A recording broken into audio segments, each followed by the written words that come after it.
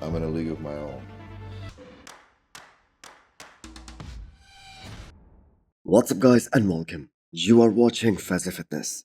So let's start this video with a controversy, which was generated after Patrick Moore openly threw shade on his coach Chris Aceto after this year's Arnold Classic. So as per Patrick's statement, he was advised to start using DirectX 5 days before the prejudging, and that totally ruined his final look. Now keep in mind, Chris Aceto is the same man who brought Patrick Moore in the best shape of his career several years back at his Olympia debut back in 2019, and that was the one where Patrick was able to make top 10 at his Olympia debut, beating some very big names, and he could have placed even higher than that. Now, he was a small bodybuilder back then. I'm talking about in comparison, in relative terms, to the men's open class. And unfortunately, I have got to say the man is still small, and he lacks mass, as per the men's open bodybuilding standards of today, and that is the main reason he won't place high, especially in all these big shows. Now, I am shocked that there isn't even a single truthful person in Patrick's corner who can tell him no matter what he did, for this show, he was either gonna be last place, and the only guy who he was battling here, that was Justin Rodriguez. And as harsh as it sounds, that is the truth. When Patrick first came onto the scene, he was calling himself the future. And honestly, we all loved his physique back then. But he just stayed the same. In terms of the size year after year, he was unable to pack on any muscle, any mass. And I think in terms of conditioning, he looked decent here. Now last year, Patrick Moore did 2 shows, but he was unable to make top 5 in either one of them. And this is the Arnold, Ohio we are talking about, the second biggest bodybuilding show in the world. So do you guys think his placing could have been better than 10 at this year's Arnold if he did not apply these DirectX protocol for which he's blaming his coach? Maybe one place he could have beaten Carlos Thomas Jr., but that's pretty much it. So Hosstile just dropped some Sherpa-lined zip-up hoodies and forced hooded jackets. So do check them out and use the code FAZI10 to get 10% extra discount. So what an unbelievable showing this was. One more time, by none other than the conqueror, Cbum Bonac. The man is about to turn 43, and boy oh boy, him and his old-time rival, Brandon Carey, they are still smashing all those guys who are 10 years younger than both these guys. So after this year's Arnold, there is just zero reason for Cbum Bonac to retire. He is still collecting all those checks and is highly satisfied with how he showed up at the Arnold Classic. And as a veteran, he just knows how to come in shape, how to peak 100% right, how to be truly shredded. So the next show after Arnold, Ohio, that is gonna be Detroit Pro, which is less than 4 weeks away from today. And I have got some bad news for some guys like James Hollingshead and Carlos Thomas Jr. Cbum Bonac has committed to doing that show already. And unless those young guys, they make some big changes in their physiques in these upcoming weeks, Cbum Bonac is gonna collect another paycheck and is also gonna earn his 11th Olympia qualification of his career.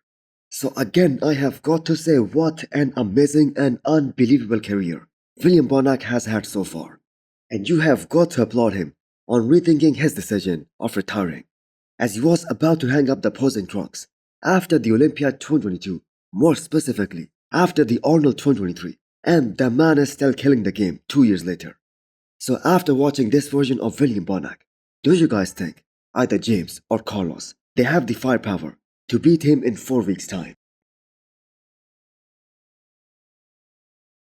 As a fan of Kai Greene, who felt betrayed over all those false hopes that he gave to all of his fans for years and years, that he's gonna make a comeback, I am glad to see that someone with such a big voice in the industry, the one who literally has the biggest fan following right now, Chris Bumstead, decided to publicly call him out in front of thousands of people, thousands of bodybuilding fans, when he was asked whether there is a possibility of a Cbum's comeback in the future. I mean, the exciting part about speculation is that it's just speculation.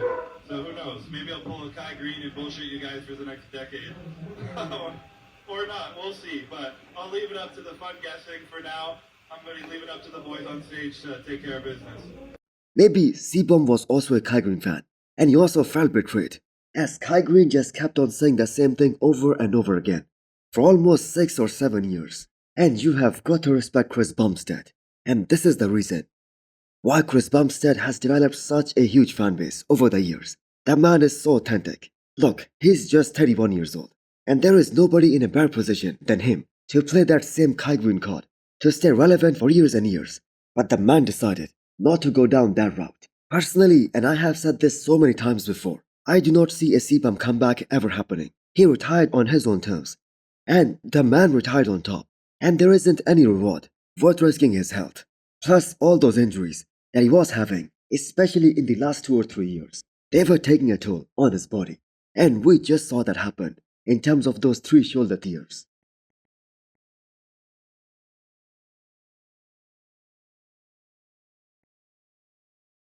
While all of us were busy with this year's Arnold Classic weekend and who is gonna be the 2025 Arnold champion, the mutant Nick Walker's video came out on Raw Nutrition, and just like you would expect from Nick, there is plenty of talk.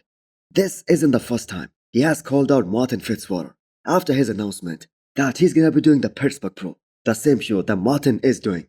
And once again, he called out Martin Fitzwater, and he made it very loud and very clear that Martin will never beat him, especially at his 100%. I think Martin has a tremendous physique, but in 12 weeks, it'll show again why he can't beat me. It'll never happen. I'm a mutant. I bring a freak factor that no one has, and that's what I brought back this year. So after the way Nick dropped out of the Olympia last year, some of us thought that there is going to be some change in Nick's mindset, especially his attitude in terms of the trash talk and calling people out, and that he's going to focus a lot less on making those big statements, and for once, he's going to let his physique do all the talking on the stage. But he's literally the same as he was last year, or the year before that, and he went as far as saying this, that it is going to be between him and Samson Dauda at the Olympia for that Miss Olympia title. I'm in a league of my own, and after I win Pittsburgh, it'll come down to me and Samson, and that'll be how that goes. What about Hadi Chopin and Derek Lansford, whom he hasn't beaten even once before in his career? Yes, he's sitting at 10 weeks out from this year's Pittsburgh Pro, and Nick Walker for sure is at his heaviest ever, especially when he is this close to the show. And the man is very confident that he's gonna bring back that mass, that freak factor that nobody else has, that nobody else can.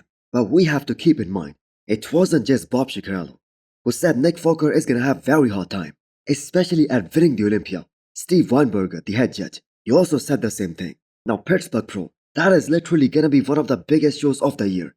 And Martin versus Nick, that is gonna get very heated, because sooner or later, Martin is also gonna respond, because he's also one of those guys who doesn't hold back.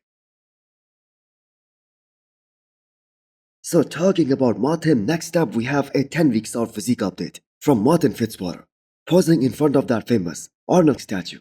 Now he's logged in for the Pittsburgh Pro, and he has feathers in his quads at 10 weeks out. Kind of scary if you think about it, especially for all of his competition who is going up against him in Pittsburgh, because there was literally nobody who outconditioned Martin at the Olympia last year, which by the way was his Olympia debut. Now as much as we wanted to see Martin do this year's Arnold, he made a better choice.